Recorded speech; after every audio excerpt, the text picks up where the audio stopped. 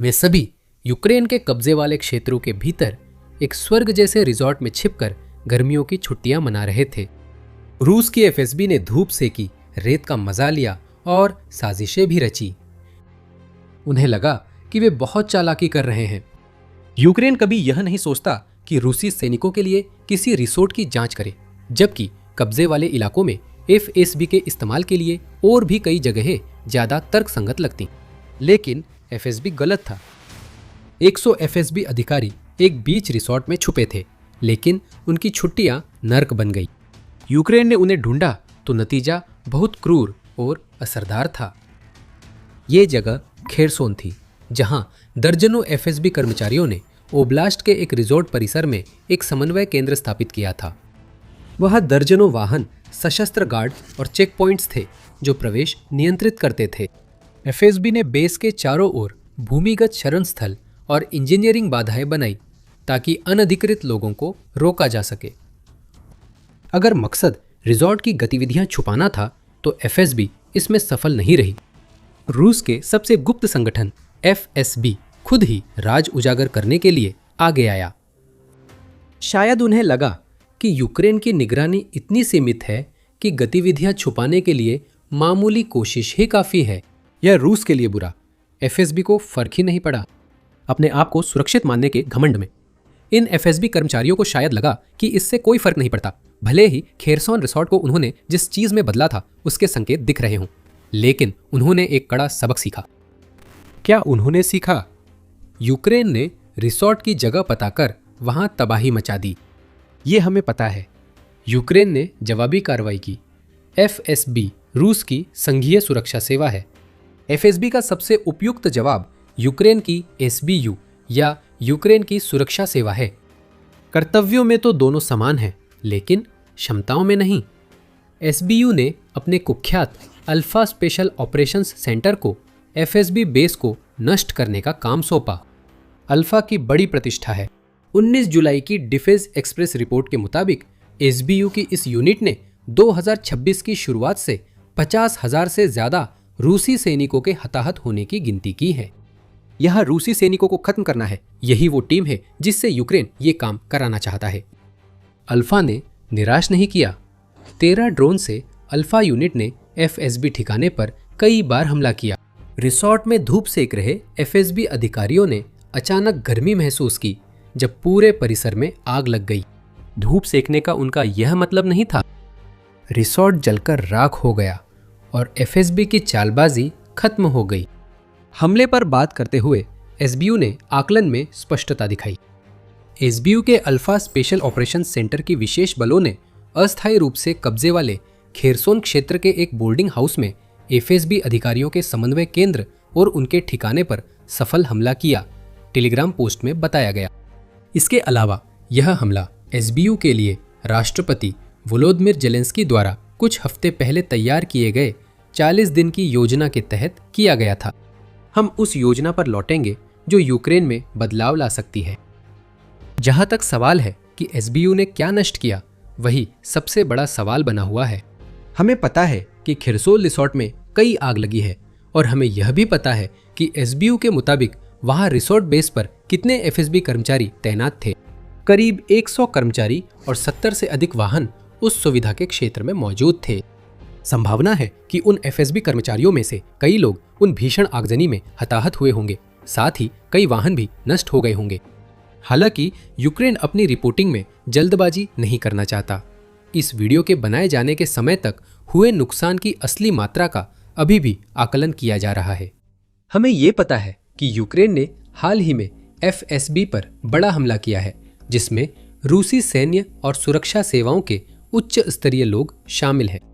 हमें पता है कि यूक्रेन ने संचार केंद्र को निशाना बनाया, जिससे खेरसोन के मोर्चे पर असर पड़ेगा। ऐसा लगता है कि एफएसबी मोर्चे पर हमलों और विशेष मिशनों का समन्वय अपने रिसॉर्ट ठिकाने से कर रहा था।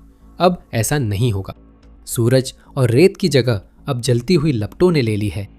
हमारे पास हमले की फुटेज है जिसे एसबीयू ने एक्स और टेलीग्राम पर जारी किया। वीडियो अल्फा यूनिट और उसकी निर्दयी दक्षता के बारे में किए गए हर दावे को साबित करता है। एसबीयू ने हमले की सटीक तारीख या रिसोर्ट का सही स्थान उजागर नहीं किया।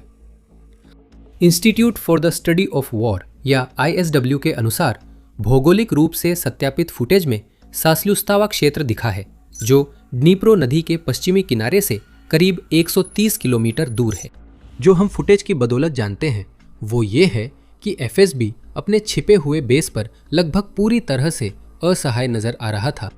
कई बार हमें FPV ड्रोन से लिया गया दृश्य दिखता है जब वह ड्रोन सुविधा के एक हिस्से पर आ गिरता है, इमारतों पर हमला होता है और लक्ष्य क्षेत्र के ऊपर ऊंचाई पर उड़ रहे टोही ड्रोन द्वारा जबरदस्त विस्फोट रिकॉर्ड किए जाते हैं।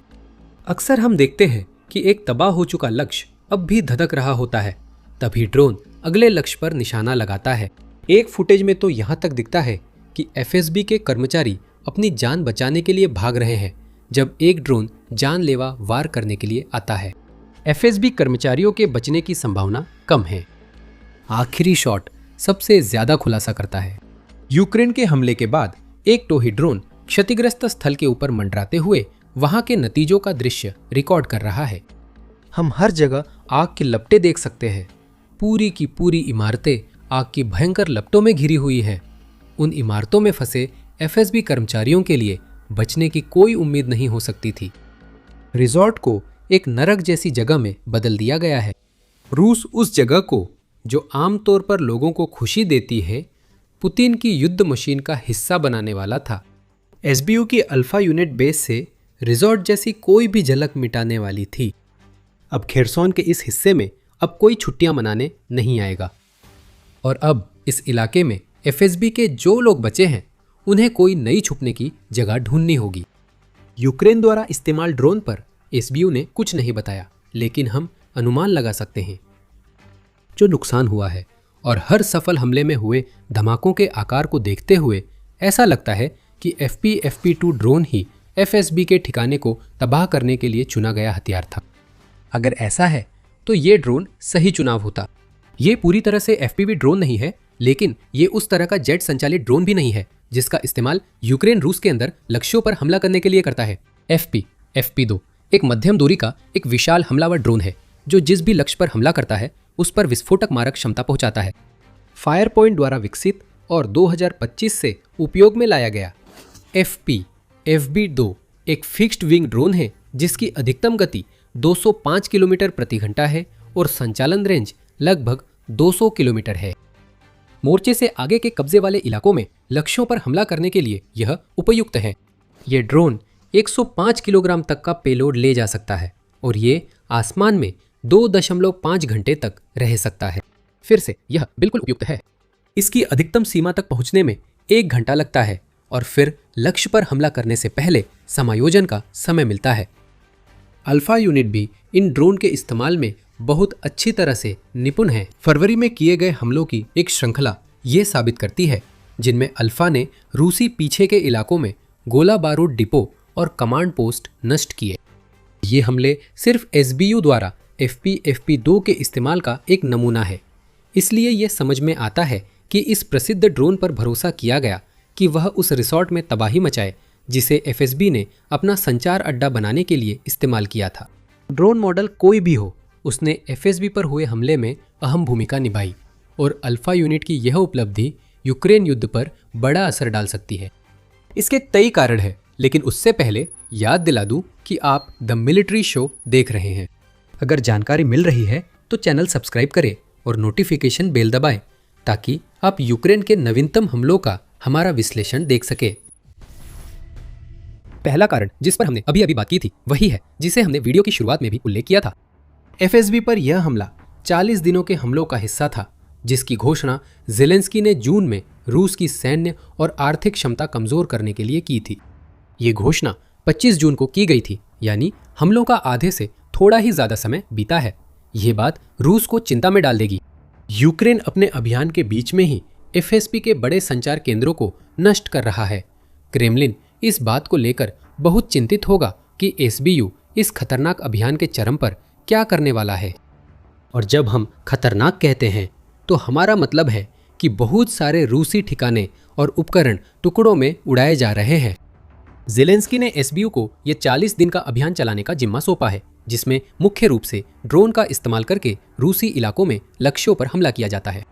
यूक्रेन ने यहाँ तक कि इस अभियान के तहत किन लक्ष्यों पर हमला किया जाएगा इसका शुरुआती संकेत भी दिया था जब ज़ेलेंस्की ने इसकी घोषणा की थी। ये संकेत क्रास्नोडार क्राय के तेल डिपो और उफा की 2 तेल रिफाइनरियों पर हुए हमलों के साथ ही दिया गया था, जो रूसी गणराज्य बशकोरतोस्तान में है।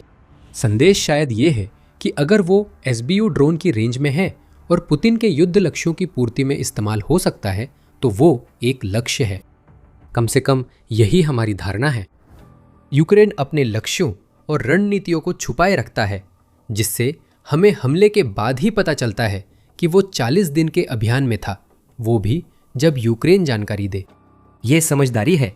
रूस को योजना तब तक मत बताओ जब तक FSB अधिकारी आग की लपटों में न हों। ज़ेलेंस्की ने SBU को खास वजह से इस अभियान के लिए चुना। SBU ने हाल के महीनों में ड्रोन के उपयोग से यूक्रेन के मोर्चे की रक्षा में बेहतरीन प्रदर्शन किया है। उन्होंने अपनी घोषणा के दौरान कहा कि special operation centre SOC alpha कब्जाधारी बलों के कर्मियों और उपकरणों के विनाश के नतीजों के मामले में अग्रणी है। अल्फा यूनिट पहले ही रूस के खिलाफ यूक्रेन की विनाशकारी क्षमता में सबसे आगे थी। इसने FSB के रिसोर्ट बेस को जलाकर अपनी उपलब्धियों में बड़ी सफलता जोड़ी है। इस अभियान में 2 बातें सामने आती है। पहली, यूक्रेन ने इतने विविध ड्रोन बना लिए हैं कि रूस के पीछे के इलाकों में अब लगभग कोई भी जगह सुरक्षित नहीं रही, चाहे निशाना कब्जे वाले यूक्रेन में हो या खुद रूस में। उदाहरण के लिए उफा रिफाइनरी यूक्रेन से 1400 किलोमीटर दूर है और इसी लक्ष्य से SBU ने 40 दिन का अभियान शुरू किया था। खेरसोन तो जाहिर है बहुत करीब है और यही बात महत्वपूर्ण है। अगर कोई ऐसा हाई वैल्यू टारगेट है जिसकी रूस को सचमुच जरूरत है तो SBU और अल्फा यूनिट के पास उसके लिए ड्रोन है। दूसरा, 40 दिन का अभियान यूक्रेन के खुफिया नेटवर्क की व्यापकता दिखाता है। याद रखें, FSB को खेरसोन रिसोर्ट में छुपना था। हो सकता है कि वह इसमें अच्छा काम नहीं कर रहा था, लेकिन वह एक गुप्त ठिकाना होना चाहिए था। SBU ने उसे खोजकर नष्ट किया।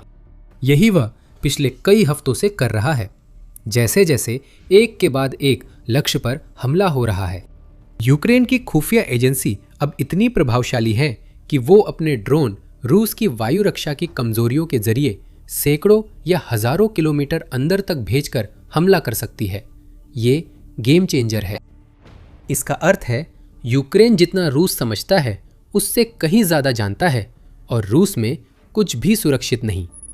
40 दिन की इस मुहिम का लक्ष्य रूस की सैन्य आर्थिक क्षमता को नुकसान पहुंचाना है जो SBU कर रही है। सैन्य रूप से SBU उन सभी चीजों पर हमला करती है जो रूसी कमांड और समन्वय से जुड़ी है। खेरसोन में एक संचार केंद्र तबाह हो गया, जिससे रूस की अग्रिम पंक्ति की सेनाओं पर असर पड़ेगा।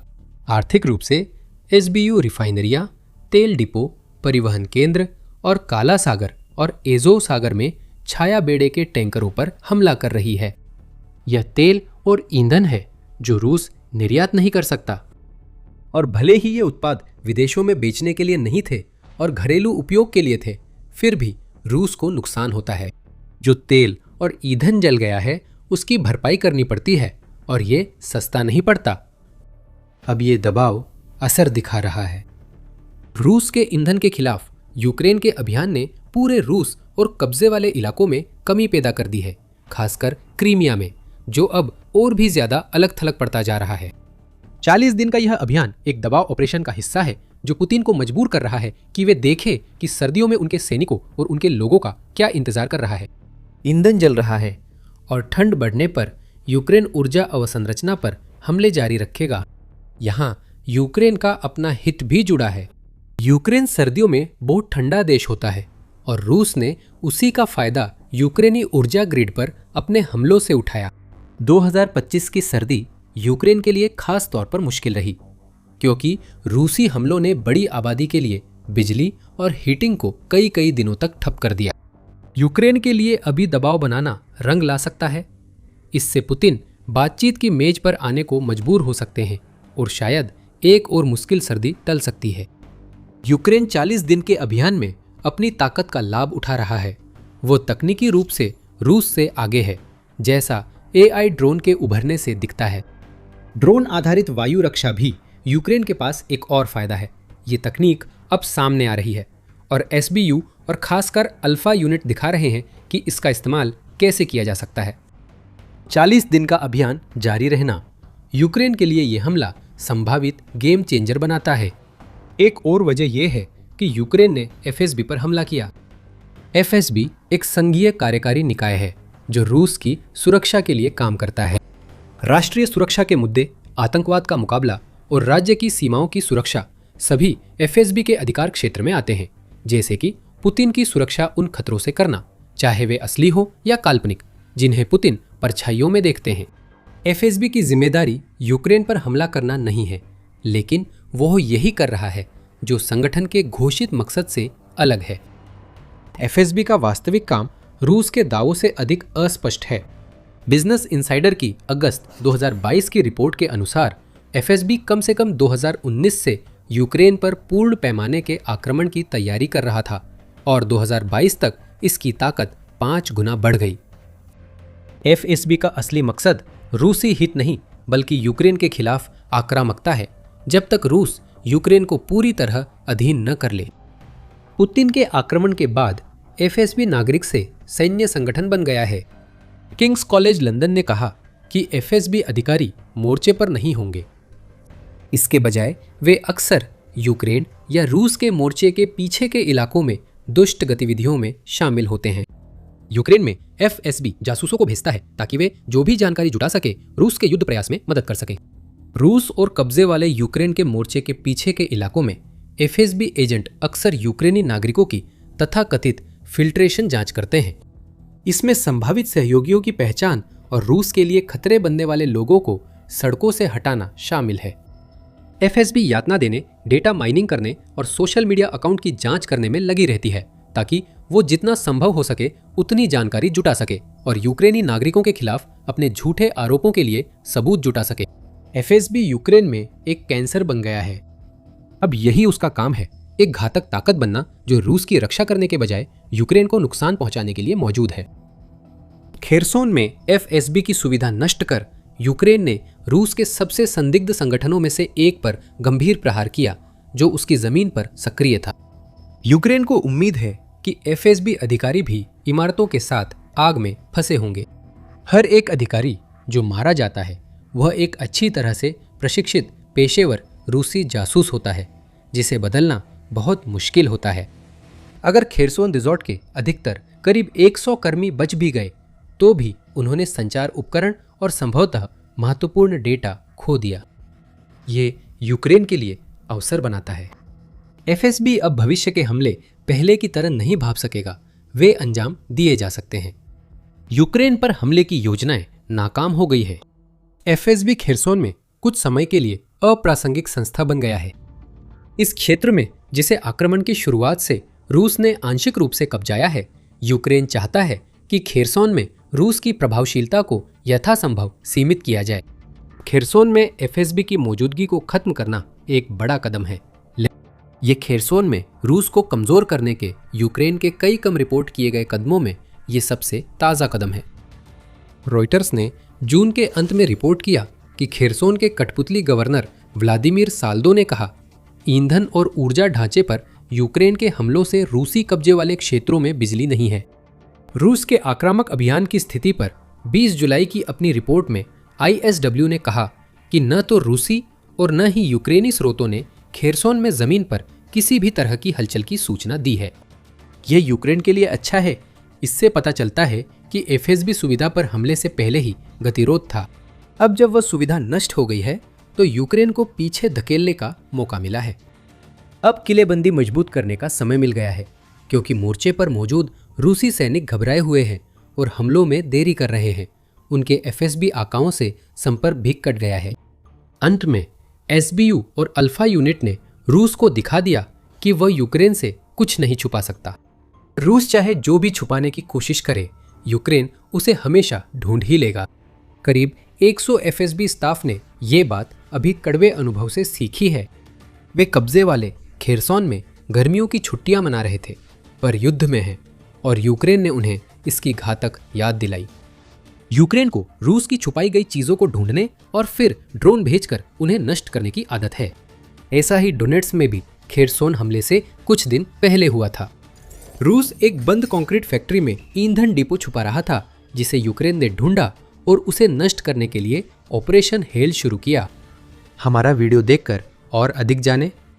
और अगर आपको यूक्रेन की रूस पर एफएसबी में ताज़ा जीत का हमारा यह विश्लेषण पसंद आया हो तो द मिलिट्री शो को सब्सक्राइब करना न भूलें, ताकि आप देख सके कि हम आगे क्या लाने वाले हैं। और देखने के लिए धन्यवाद।